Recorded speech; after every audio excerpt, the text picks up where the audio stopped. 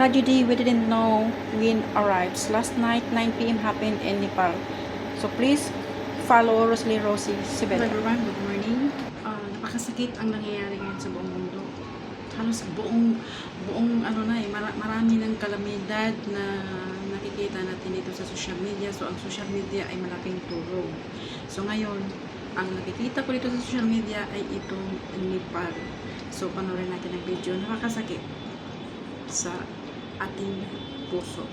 Hindi lang ang Pilipinas nakaranas ng mga lindol, bagyo. Yung mga bansa ngayon na bihira lang ilindol, ngayon ay sila na naman ang pinamulat ng Panginoon. So kailangan natin isa puso't isip ang ating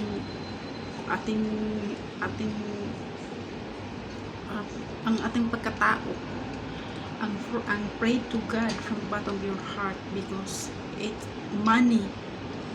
We need money. We need money. We use money every day to buy our food, but we use it in a good way.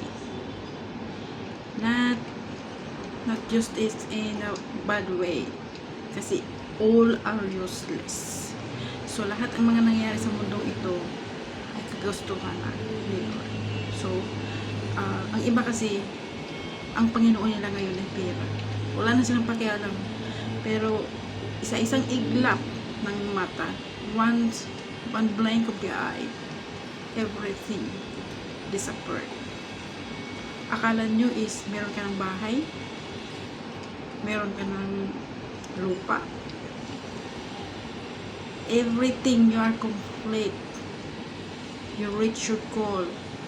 And do you think it's forever? It's not.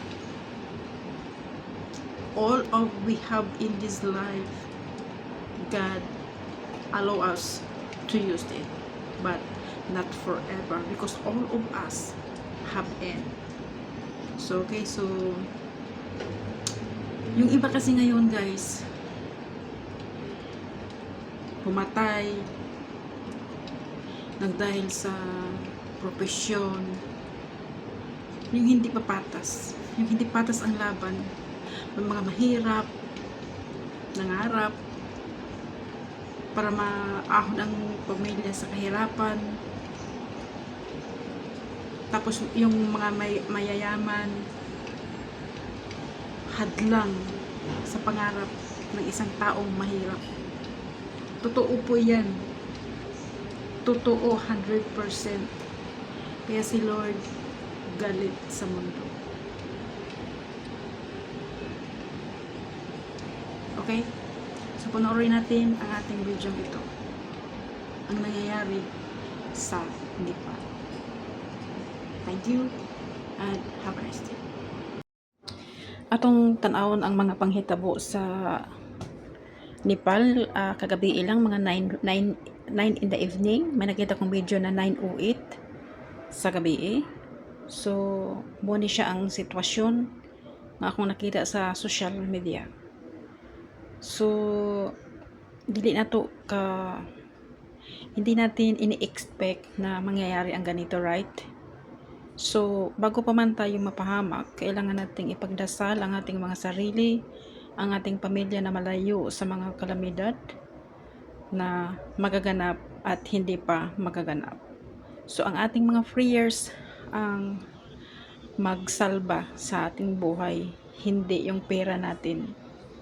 Kasi once na ibigay ni Lord ang mga ganitong mga pangyayari, na yung biglaan, hindi ka na makapagsabing, Lord, wag mo na, hindi pa ako handa. I'm not yet ready. So please stop this. So yan, lahat ay nakasulat. Ang mailigtas lang niyan ay yung may paniwala sa Panginoong Jesus. I mean, Jesus is not the Lord. He's the messenger of God, like Muhammad in Arabic. So okay, because before I become a Muslim when I am working in Saudi Arabia to protect myself, because Christian and Muslim look like water and oil. Okay, so I become a Muslim when I am working in Saudi Arabia for 2 years to protect myself. But before that, I say sorry to God. This is not forever. This is temporary. But I love Muslim, really. So this is it. This is what happened in CCTV. It's 9:08 in the evening. So I see this posted in online. So now I am just talking in English, even I am not perfect, especially my grammar, my pronunciation. But I want to see or speak English so that many people or many of my followers can understand what I'm talking about. So is it? So it's really sad. You have, if you see the video, you have everything. You have store that with you didn't expect that in one blink of the eye all are gone. So much better, much important is your kindness. Okay, especially to the poor people. If you are in the high, let them carry the poor to become not level up to you, but just to give a little inspiration, a little time, how to raise, give food. If not, if he didn't have food, if me I am rich, I will help first the poor. Okay, because I became or I came from the poverty. So before I working in other country, it's not easy for me. So that is the man posted on that video, or she sharing his experience. So it's not easy. Oh my God, Lord, help them, help them, their broken heart. Did you see the car? This is very expensive. Macau also experiences this last 2017 or 2018, if I am correct. So many cars soaking on the plus flood because of the typhoon, and many windows are broken. So I don't forget that time, and it's happening in 10 o'clock in the morning. So just some of the people, did you see, some of the people are evacuating upstairs in the mountainside.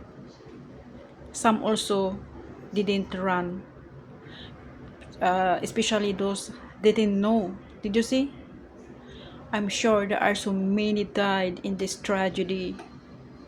Oh Lord God, my poor now is standing. I feel for them how they hurt. So to must pray. Thanks for watching. Share your blessings to the poor people, especially the needy.